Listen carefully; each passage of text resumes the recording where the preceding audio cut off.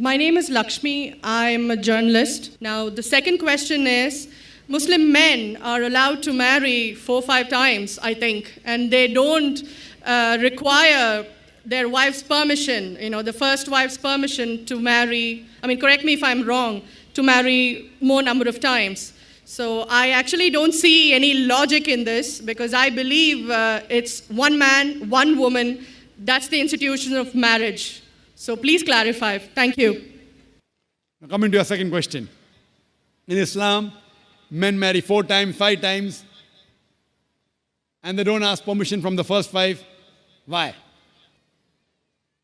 As far as polygyny is concerned, a man having more than one wife, Islam is the only religion, and Quran is the only religious scripture on the face of the earth which says marry only one. There is no religious scripture besides the Quran. I'm a student of comparative religion, which says marry only one. There is no verse in the Bible, no verse in the Bhagavad Gita, no verse in the Veda which says marry only one except the Quran. If you read the Hindu scriptures in Ramayana, the father of Sri Ram, how many wives did he have? How many wives? More than one? More than one. 3 wives. Fine. Shri Krishna, according to Mahabharata, how many wives he had? Unlimited. Not unlimited. You don't know your scripture well. No. Did he have 4 wives? No. I have no idea. Not 4, not 100, not 1,000, 16,108 wives. How many wives he had? 16,108. So why can't we Muslims have 4? What's the problem? When Shri Krishna can have 16,108 wives, why can't we have 4? Further, if you read the Vishnu Purana, chapter number 24, verse number 1, it says a Brahmin can have up to 4 wives. If you read the Jewish scriptures, it gives you permission to have as many wives as you wish. If you read the Christian Bible, it gives you permission to have as many wives as you wish. If you read the Bible, Abraham had 3 wives. Solomon, how many wives he had? He had 700 wives. It is later on, the church has put a ban that Christians should marry only one, not the Bible. It is the Jewish community married more than one wife. It was in 1950 that chief rabbi passed a synod that Jews should marry only one. So it is the rabbi, not the Jewish scriptures. And according to Hindu scriptures, you can marry as many as you wish. It is the Indian government in 1954 passed a law called the Hindu Special Marriage Act. Hindu Special Marriage Act, which says Hindus should marry only one. It is not the religious scripture. It is not Bhagavad Gita. It is not Ramayana. It is not Mahabharata. It is not Veda. It is the Indian Penal Code. The Indian government, which has passed a law in 1954 that Hindus should marry only one. But according to the statistics of the status of the women in Islam, if you read the government documents on page number 66, 67, it says that Muslims do polygamous marriages. You know what is the percentage in India? 4.3%. How much? In India, 4.3% of the Muslim men do polygamous marriages. A statistic between 1951 to 1961. Hindus, how many? 5.06. 0.7% more than the Muslims in India. According to the Indian government, even though it is prohibited according to the Indian law, yet they do more polygamous marriages than the Muslims. Why? Now, let's analyze what does the Quran say. Quran says in Surah Nisa, chapter 4, verse number 3, marry women of your choice in 2s, 3s or 4s. But if you can't do justice, marry only one. This statement, marry only one, is only given in the Quran and no other religious scripture. It says, marry women of your choice in 2s, 3s or 4s. But if you can't do justice, marry only one. So if you want to marry more than one woman, one of the criteria of the Quran is you should do justice. If you can't do justice, you should marry only one. Now, what are the reasons, logical reasons a person can think that why has Islam permitted certain men to have more than one wife. Many non-Muslims think it is fard. It is compulsory for a Muslim man to have more than one woman, to have more than one wife. It's not compulsory, it's optional. It's not fard. It's not compulsory. How many Muslim men do you know who have more than one wife? How many do you know, sister? How many do you know? A few. How many? A few again. Few means 1, 2, 3. How many? Yeah, at least about 3. About 3. Have you heard of Dharminder? Yeah. How many wives he has? 2. Muslim or non-Muslim? Non-Muslim. Non-Muslim. Your previous chief minister, what's the name? Jayalalitha. Yes. Hindu or Muslim? Hindu or Muslim? Hindu. Hindu, fine. Now these are famous personalities. Fine.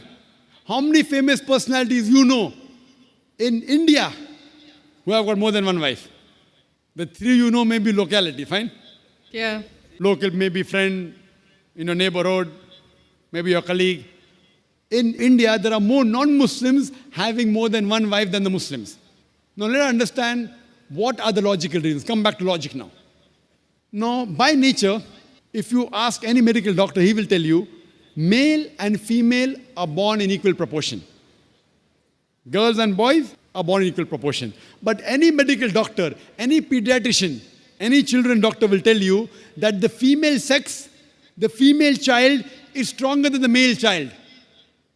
That's the reason there are more deaths in the male children as compared to female children. So in children's age itself, the female children are much more than the male children. As life goes on, there are people dying due to accidents, due to alcoholism, due to war. There are more males dying as compared to females. Today, if you analyze in the world, there are more females in the world as compared to males. There are few third world countries like India where the male population is more than the female population. And do you know why? The reason is because of female feticide and female infanticide. According to an article, a program which came on BBC by the name Let Her Die, the program was assignment.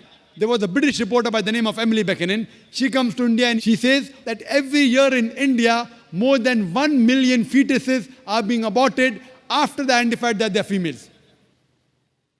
She says more than 3,000 every day.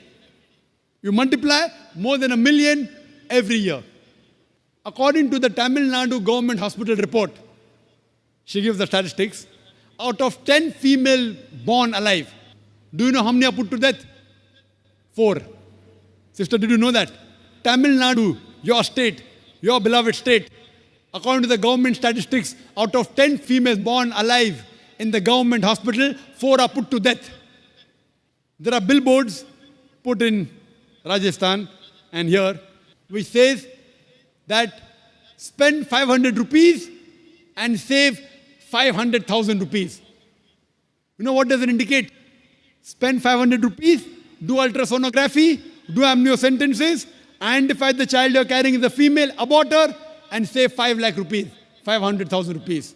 Maybe a couple of 100,000 upbringing her, and the remaining 100,000 in dowry. If you stop this evil practice in India, our beloved country, stop the female infanticide, stop the female feticide. Even in India, the population of female will be more than the male population. If you see the rest of the world, if you see New York alone, there are 1 million females more than males. In USA alone, there are 7.8 million females more than males. In UK alone, there are 4 million females more than males. In Germany alone, there are 5 million females more than males. In Russia alone, there are 9 million females more than males. And God alone knows how many millions of females are more than males throughout the world. Suppose I agree with your philosophy, sister, you said, 1 man, 1 woman.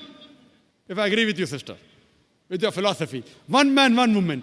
And suppose my sister happens to be in America, or your sister happens to live in America. And suppose the market is saturated. 1 man, 1 woman, saturated. Yet there will be 7.8 million females who will not find life partners. 1 man, 1 woman. Now the option for these 7.8 million females is either marry a man who already has a wife or become public property? You say, Dr. Zakir Naik, public property, such a harsh word. Sister, it is the most sophisticated word I can use. I cannot use a more sophisticated word than public property. According to the statistics of America, do you know, on an average, a man, before he settles down with a wife, he has 8 different sexual partners. Do you know that? On average, 8. Some may have 1, some may have 10, some may have 28 sexual partners before he settles down with one. So the only option remaining, so if my sister happens to live in America, or if your sister happens to live in America, and the option is given to her, and suppose the market is saturated, every man has found a woman for himself. And unfortunately, if my sister, or if your sister happens to be one of the women who has not found a life partner, the only option for them is either marry a man who already has a wife or become public property. Any modest woman would opt for the first. Sister, what would you opt for your sister? Marrying a man who already has a wife or become public property? My sister's too young to be married, so When she grows up and if she happens to go to America, or if you happen to be in America, third choice. what would you prefer for her? You're the elder sister. Would you prefer her becoming public property or marry a man who already has a wife and get equal rights? In Islam, if you have a second wife, you give equal rights. In America, the public property has got no rights. She's degraded. She's dishonored. In Islam, she has an equal right. She gets honor. What would you prefer for younger sister when she grows up? Sometimes it's difficult to speak the truth, sister, correct? Especially in front of such a large audience. Anyway, I've got your answer, sister. Thank you. And your silence speaks for that. So that's the reason in Islam, sister, men have been allowed to marry more than one wife is to protect the woman, not to degrade her. Regarding a question, is it compulsory that the husband should take the permission of the wife?